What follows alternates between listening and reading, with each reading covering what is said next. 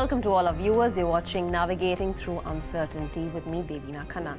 Today we're having a very special conversation with Sanjay Mukim. He's the Director of India Equity Strategies at Bank of America, Merrill Lynch. Sanjay, thanks very much for taking out the time and joining in.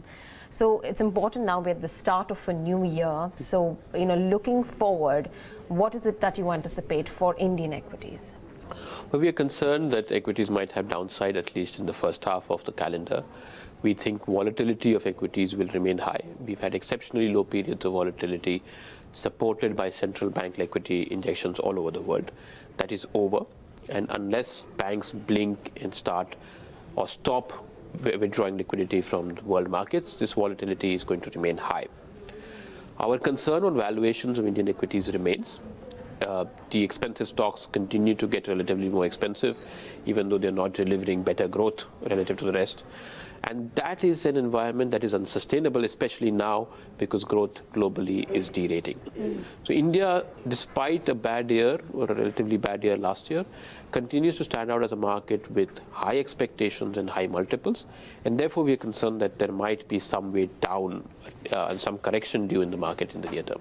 Let's dwell a little bit more on the disparity with regards to growth and the P multiples attached to it that we were discussing earlier on, and the differential that you are seeing in that. So what we've tried to measure in one of our notes is to look at the PE differential between the top 10 percentile stocks and the bottom 10 percentile stocks. Call it the PE inequality of the market. That continues to rise, and it has all-time high in India. Whereas the same phenomena was happening in EM, it was happening in markets like Indonesia, and that has stopped. Okay. So the PE inequality expansion in other comparable markets no longer happening. India, that continues to broaden. Whereas the growth inequality, which is the difference of forward expected growth in the top 10 percentile stocks and the bottom 10 percentile stocks, is falling, and it is closing to multi-year lows. So what is happening is a herding of people's investments in stocks that have worked. And this is especially, again, at risk because now there is enough evidence that the re-rating of growth globally has stopped. Can India decouple on the way down when it benefited from this re-rating on the way up? I am a little suspicious that will happen. So what does that indicate? Does it mean that we are overinflating valuations for stocks that are not delivering growth? Or if you look at it, from the bottom-up approach, where you are saying that the growth for, the bottom 10 percentile is still there, but they're not getting the valuations that they should be getting. So one of the arguments that we've tried to make in our year-ahead note is this notion of premium for stability. Right. Anecdotally, we have tried to argue that companies that have delivered stable earnings growth have seen an expansion of multiples. And even in the same sector, let's say a consumerish sector, for whatever reason, if a company has not delivered stable growth and there has been volatility in its earnings, it has not benefited from a re-rating of multiples. And this applies pan sectors. Let's say that there's a industrials company that has delivered stable growth, or paints companies. Paints globally are considered chemical businesses, and they get single-digit multiples everywhere. It's just in India that they get significant premiums. But the characteristic is the same. Whatever industry the business might be in, if it has been delivering stable growth, it has benefited from an expansion of multiples. So however low the growth may be, the growth levels may differ, and therefore your end PE will differ. So if you have a low level of growth, maybe you're at 20 times PE. You're a higher level of growth, maybe you end up at 50 times PE. Previously you were 10, previously you were 15, and so on. Okay. But the two things that you'd argue is this confusion that you're re-rating growth, whereas I'm trying to suggest that maybe you've been re-rating the stability instead. Okay. And that makes sense because global walls were very low, and the low wall environment, the stability gets a little bit of a premium. And this has happened everywhere. If you take, let's say, a staple company in India, you take its counterpart in Indonesia, you take its counterpart in the developed country, the PE chart for all three companies have been the same. Ever since QE3 started in the US, you will not be able to distinguish the PE charts of the Indian staples company from its Indonesian counterpart or its global counterpart. Therefore, again, evidence to my argument that it's not you. It's something else that has led to this re-rating. Now, what we've seen is that whenever you have dislocations in stability, so if you have a company that delivers a disappointing quarter, it gets penalized on multiples dramatically. Right. So these companies, high PE companies, expensive companies, are on the knife's edge. They need to continue to deliver that growth, else they will be penalized on multiples. Does the environment support the kind of expectations that everyone has in terms of earnings from the ones that are already been given higher multiples and they now need to prove their worth for that higher multiple? Okay, so there are two layers to that question. One is whether these companies can continue with growth. And our argument in my note is that admittedly, yes, there is more headroom to grow now, principally because the one variable that matters to the economy, which is oil prices, is now in my favor. Okay, there is very strong correlation between corporate margins all across the country and oil prices. When oil prices fall, margins are supported. Okay, so the headroom, which I call the room to dance in India, has gone up. And we were worried about it when oil was rising. We have to be thankful that oil is falling. Okay. The question is, will these companies then beat consensus forecasts? And that will have differing answers, company by company. Okay. It may not be necessary that every growing company will end up beating forecasts. Yeah. No, so let's take that point of the oil prices coming off, and what, according to you, are the first three most important triggers that kick in for corporates once you see these oil prices coming off? Sure. So from an aggregate perspective, every $10 move in oil adds up to about 0.6% of GDP in consumption. Whether that consumption happens at the government of India, in the corporate balance sheet, or at consumers, that is an internal distribution affair. But you will see support to that extent. It's a very big number, 0.6% of GDP. It's undeniable. Second thing that happens is that you will see margin support. Again, we have charts in our notes which correlate very well. As oil prices go up, corporate margins fall. As oil prices go down, corporate margins in India tend to go up. Okay. If companies choose to pass on their savings to customers through lower prices, then you will see volume supported as well. Okay. So in all these aspects, volumes, margins, and aggregate consumption, the lower oil price should lead to some support in earnings, especially for the consumer-facing pack in the near term. So Q3 now, will it show up, according to you? Well, in the December quarter, it was a recent yes. fall. It was a That's recent right. fall. So in the December quarter, we are expecting reasonable numbers from the consumer companies, but I would expect, if the oil remains where it is, that phenomena to continue at least in the next 1 or 2 quarters as well. Okay, so it will be reflective of that. Let's talk about what you are looking at in terms of a relative market target for the index by the end of the year, and what are your reasons for classifying or putting out those targets? Okay, so this is the first time that we've actually gone out with a little bit of an upside on the index. We think the Nifty ends up somewhere in the 11,300 range by December.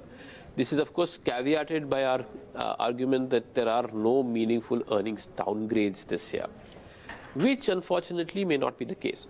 Since 2000 to now, Indian equities have always seen earnings downgrades, other than for 2009, because post-GFC we saw a surprise rebound. But consensus numbers have almost invariably been cut. Even if they were not, today consensus forecasts a 24% growth in FY20 over FY19 for the Nifty. However, that is high. It is a high number. Okay, and it will be, I would say, an achievement if we get there. Yeah. However, 70% of that 24% comes from 4 large stocks. Okay, it's a very, very concentrated growth forecast. And if those 4 were to miss, then the Nifty EPS number would be much lower than what people are forecasting today. Right. Okay. So there is a significant risk to earnings, and my argument is I'd get to 11,300 on average-ish multiples only if that number doesn't get downgraded. And the bulk of that, in fact, a majority of those 4 names that you're talking about are all from the financial space, Correct. which indirectly translates to the fact that you're optimistic on financials? Correct. So what happens in India is there are some bottom-up reasons to like financials. Okay, the liquidity injection should provide more ammunition for loan growth. Many of the corporate banks have resolved whatever management concerns people had on them. The large corporate slippages seem to be over. For 2 quarters, the addition to gross NPA in India has been negative, in that you've got more reversals than you've had slippages. You should get a little bit more corporate slippage whenever the power plants are finally recognized by these banks. Okay. But that NPA cycle seems to be mostly a thing of the past. Valuations were relatively supportive, and I use that terminology carefully, because when I did a screen, which is a Peter Lynch growth at reasonable price screen in India, and I define reasonable price as any stock which is at or below its own average multiple, then it was a very narrow set, and only the financials used to feature in them. Financials, a little bit of autos, a little bit of auto ancillaries, and so on. But amongst the large caps, the financials dominated a GARP screen in India. Okay. So combined with the bottom-up catalysts on the NPAs, on lending, market share gains from the NBFCs, plus reasonably okay valuations, almost everybody has figured out that financials seem to be the only game in town at the moment. Sorry to interrupt you there, but you're saying market share gain from NBFCs. Now, NBFCs came into play because they started to lend to pockets where these banks could not make their reach be felt. So what changes things now for them to come back and be able to support growth to those sectors which they earlier couldn't? So the way I'd answer that is to say that it is not a geographical difference. So it is not like NBFCs were reaching a tier 3 town somewhere in the middle of Maharashtra which the banks were not reaching. No, it's the quantum also. It's the kind of loans. Correct. It is the kind of borrowers. Yeah. Okay. So banks need to make the decision. Do you want to get into that market space? Do you want to cater to those proprietorships, working capital, who's going to pledge his warehouse and raise some working capital in the guise of a lab? That is a choice the banks need to make. If they don't make the choice, it's fine. Those people will then go back to whatever traditional way of financing they had previously. But at least the competition on, let's say, on a mortgage front, wherever there was an overlap of an NBFC and a bank, those will recede for the moment. Okay. And so banks will have opportunity to get some market share from those pockets as well. All right. In fact, we've already started to see that recovery coming about and most of the banks there. But now that forms a consensus view already, as we were discussing earlier on. So what forms a contrarian view now? So if you just go by the performance of stocks, then the autos and auto ancillaries have underperformed for a very long time. And people are still wary of those stocks because you don't see what is changing in terms of demand, at least in the immediate term. The near future looks relatively weak in terms of volumes, and only once you get a little bit of confidence that the volume growth is restored, maybe you get, contrarian trade coming back in the auto space. We argue that the two-wheelers may not be poorly placed. We are not too negative on rural demand ourselves. And even if the government is not able to launch a massive stimulus into election, we still think rural demand should be safe. So we actually prefer in our thesis rural-linked themes such as two-wheelers and tractors and so on. Is that a pocket of interest even from foreign institutions? By experience, no. Okay, so that's why the contrarian. There is a possibility that there could be. There could be one, but you would need some surprise in numbers. You would need those companies to deliver a beat in terms of volumes, for example, before you start seeing significant interest come back in. And the other bit of contrarian would be banks that have been left out so far. I mean, I can't name them, but there are a bunch of banks which have underperformed, which have done poorly for the last several months. So even though the financial space may not outperform too much, there may be some banks which start to perform eventually and catch up with underperformance for the last 3-4 quarters.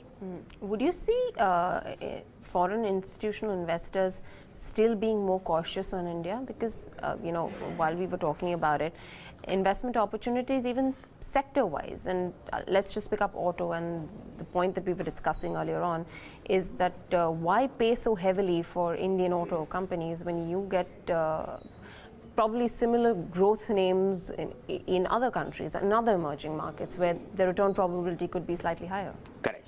So when people are looking for a recovery from lows, you can pick cheaper stocks elsewhere in the region. Okay, and that's become a pushback that we have recently started to receive from our clients as well. In terms of interest, India still remains an overweight market amongst foreign investors.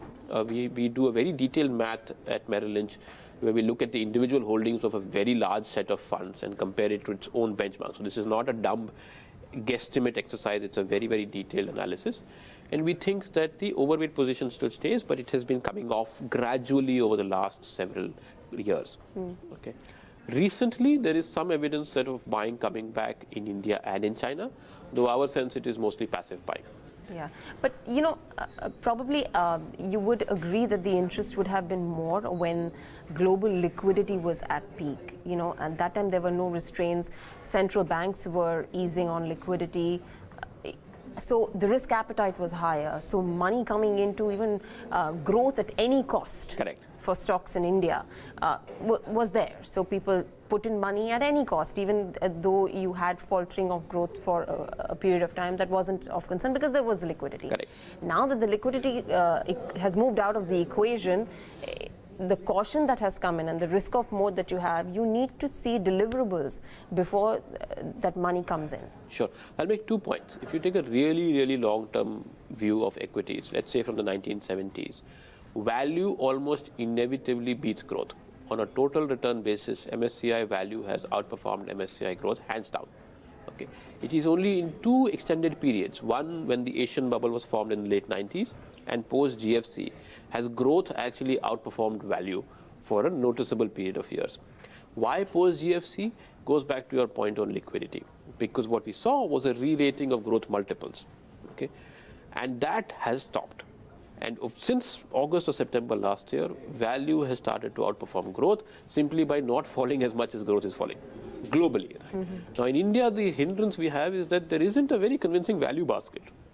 And the names that show up in very value screens typically are names that investors don't like. And therefore, there is still a herding in what you would traditionally consider growth key stocks in the country. But everywhere else, this is falling. And therefore, it goes back to your point, when globally people are not looking incrementally for growth, there's not much to do in India. Yeah. Okay.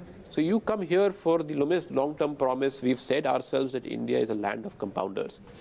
But unless you start off with a price that is reasonable, then the interest levels are lower.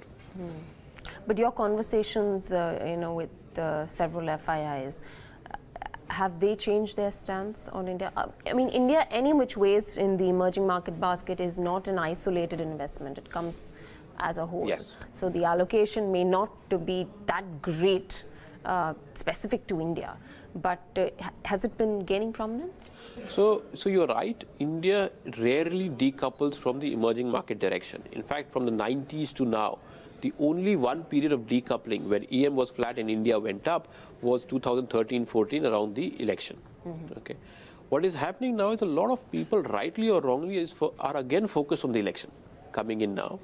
And while we can debate whether it matters to the business cycle, whether it will change the direction of the economy, whatever the government in Delhi. Second point being that central governments are diminishing in size. State governments put together are now far bigger than the central government. They weren't that 10 years ago. So economically, you can make arguments that it doesn't matter. But from a market perspective, almost everybody that we are speaking with, the election is top of mind. And because naturally uncertainty will only increase until the elections actually happen, people are not aggressively buying in India just yet.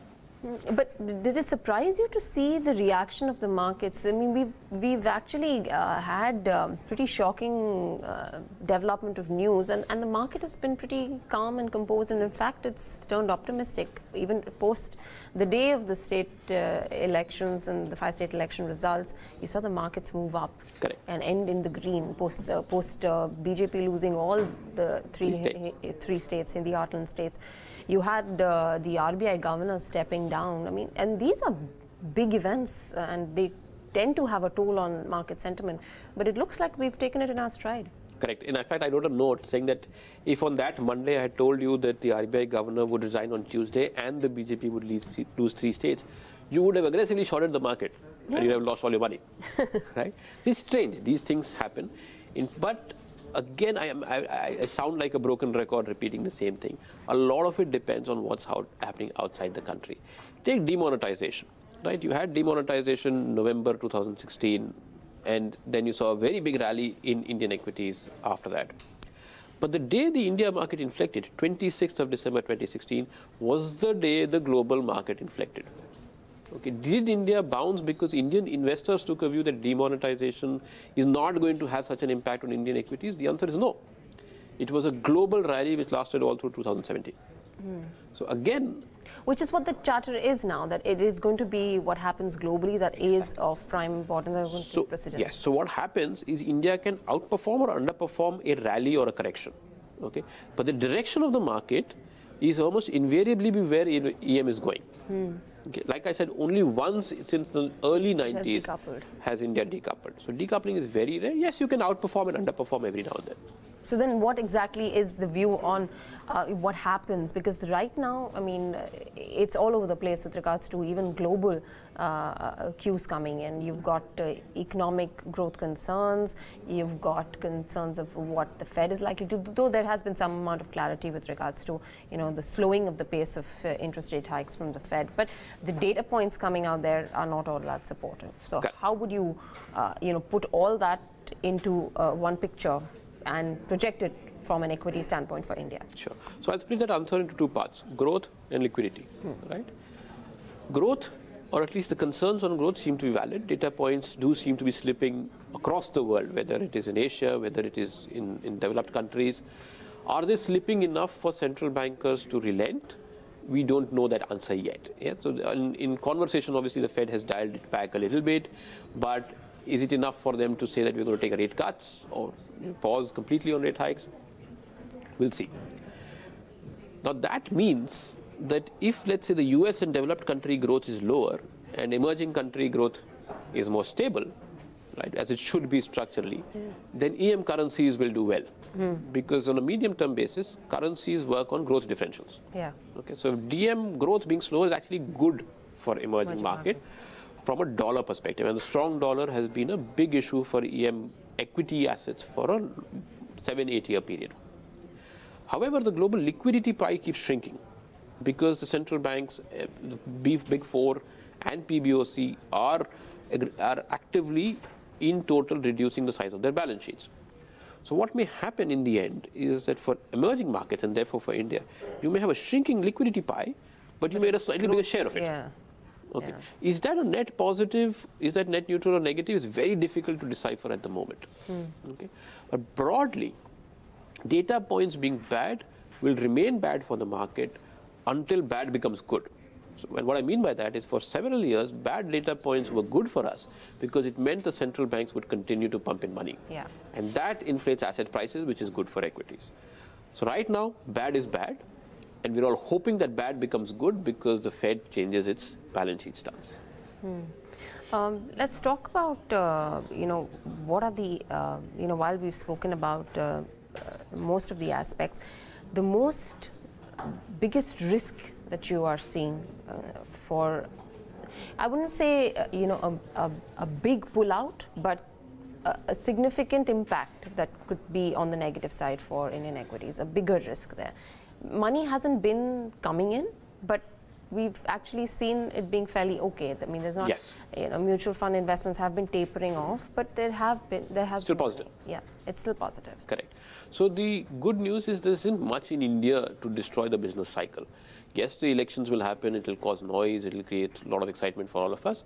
But again, it is debatable whether it affects the business cycle of the country too much. Okay.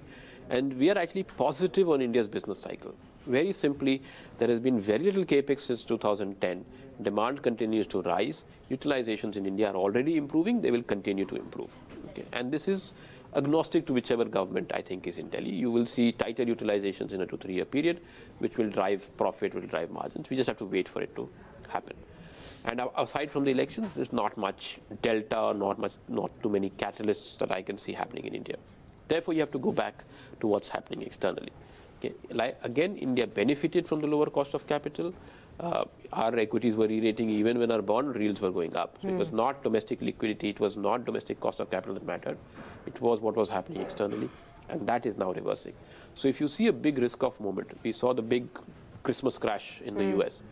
That kind of stuff will matter to Indian equities, unfortunately. Let's talk about, the kind of capital spending that we are anticipating and how that will play out. Expectations are that you're not going to see much till elections. It's all probably going to happen post that because you are going to see more populist spending coming in from this government. So your actual meaningful spending, which will drive growth, is going to be on the back burner for some time. Okay. So first of all, we are actually hesitant to believe that there's going to be a big spending increase. One, because the way I put it is, look, monetary stimulus is easy to execute. Transmission takes time. Trickle down takes time. But a fiscal stimulus is more direct. The beneficiaries of fiscal stimulus are evident, but they're very difficult to execute. Okay. So if you're expecting a big rural spend, with 1.5, 2 months of clear room for government, I don't think we have the systems in place for the government to properly actually give out that money. They may make the announcement, but giving out money takes time. Okay. Now, is that therefore politically convenient to do is debatable. Is announcement sufficient from an election perspective? I'm not the expert on that. And secondly, on capex, there's a lot of excitement. I've seen commentary on TV and media to say that the Indian investment cycle is improving. We don't agree with that as well, because what has caught people's attention is the GDP data points. So when you get GDP data every quarter, you also get the GFCF number in it, which is the C plus I plus G plus X, are the I component. And the YOY growth of that I has gone up dramatically. So many commentators have said, look, that I is accelerating, means investments in India are doing well, therefore buy investment-related stocks. But the problem is that I also has a big base effect from the GST quarter. If you take a 2-year CAGR of the GFCF numbers, there is in fact no acceleration at all. And it is logical, because utilizations in India are relatively low still, it is unlikely that you will see a meaningful improvement in investments just yet. If you take the first half, many industrial companies have seen significant order flows, but our sense is that was simply a bunching up of all the orders that we're expecting in FY19. It's concentrated in that first half. In the next 4 quarters, we actually expect disappointments in order flows for most industrial stocks. Okay. So we certainly do not believe that the corporate investment cycle is picking up in India, and a fiscal stimulus for rural India may not be practical anymore. It may not have time to do it. So maybe stay away from some of these sectors, or maybe it's not the right time to enter industrials. So look, in my portfolio, I'm overweight industrials because they're relatively well priced. Okay, so I have a bias. That's one way to look at it. Correct. So I'm not buying them because I think that you're going to see a significant recovery in orders or an order flow cycle. I just think it is not very expensive, and these are okay companies. So, but at some point you would expect not so soon. So what will happen, I think, at this stage of the economic cycle that we are in today, a recovery in aggregate GFCF will first happen at households. That helps create demands to close utilizations further, after which corporates start spending. When will household capex start? It's anybody's guess. But what I think needs to happen is that money supply in India needs to start exceeding nominal GDP growth. Yeah. So what's called the Marshallian K, which is the difference between M3 growth and nominal GDP growth, that's been close to 0 for several years. Only when you have surplus liquidity do you see asset price inflation. If you get asset price inflation with housing inflation, then you get an asset price cycle as well. So I would argue that investors looking for investment pickups in India should actually focus more on the housing market than on corporate capex at this stage of the cycle. Which brings me to real estate, and whether that's going to be, it has been, off people's radar for the last few years. Is there a likelihood that, while there is still talks of heavy inventory pile-up for the sector, do you see this churn happening? And obviously with the backdrop of some amount of liquidity squeeze because of the funding issues, do you see that weighing down heavy? So look, we think with the RERA, the Indian real estate industry has to go through a big change in business model. You can no longer have land banking, you can no longer hold on to big inventories of apartments. It needs to get into a capital recycling model. Build a project, sell it, recover your capital, start another project. Okay, so it becomes more like a process business rather than an asset business for the developer itself. Many developers still need to figure this out. Okay. However, there are 90,000 developers in the country. In the equity market, we know 10 or 15 of them. Yeah. So the big hindrance in the real estate business is that we don't know what's happening. So there are guesstimates, we have consultants who give us inventory data, but they do that for Parel, they do it for Delhi. The big broad breadth of the country is not properly covered in terms of data on real estate. And that's where I think that you might see a surprise, because the demand for real estate in India is very, very large. Yeah. If you look at the aggregate built-up space per capita in India, right, not the land area, but the constructed floor space, it's 9 square meters per capita. This is including rural plus urban, average for the country. Tokyo, which is the densest urban city in the world, is 19 square meters. Okay. China is just 37 square meters per capita. You may argue China has overbuilt and all, but even Tokyo is 19. Why is India at 9? Because we haven't built enough houses for the growth in population that we've seen. We basically divided their homes within growing families. Yeah. If you were to take that 9 to even say 14 or 15, you would need 50 billion square feet, $2 trillion just of construction material, forget the land cost. So demand is huge. When developers are able to figure out the new process model, the capital recycling model, and sell apartments at the right price, that's when I think you will see a meaningful uptake in real estate in the country. So that is an opportunity, but the timing is key. I mean, so the problem is to figure out which real estate developer will do it. Yeah. Because it's a reinvention of the whole model. Yeah. But would you assume that it would rather be the larger ones with a bigger balance sheet? You will need a different mindset, right? Anybody with some money and a bunch of chartered accountants could have become a real estate developer 5 years ago. Now you need a CRM team, you need software systems, you need a big legal team. Because if you're building a affordable housing project, you will have 1,000 units. And every one of those customers will have the same demands as the 50 luxury customers you would have otherwise sold to. Yeah. So the customer management businesses, CRM requirements of all these real estate developers has increased dramatically with RERA and the new environment. That's why I said many of these property developers need to evolve dramatically. So whichever does it, there's an open runway. All right, got that. Sanjay, it was a pleasure chatting with you. Thank you so very much for joining us on this conversation. My pleasure being here. Thank you so much.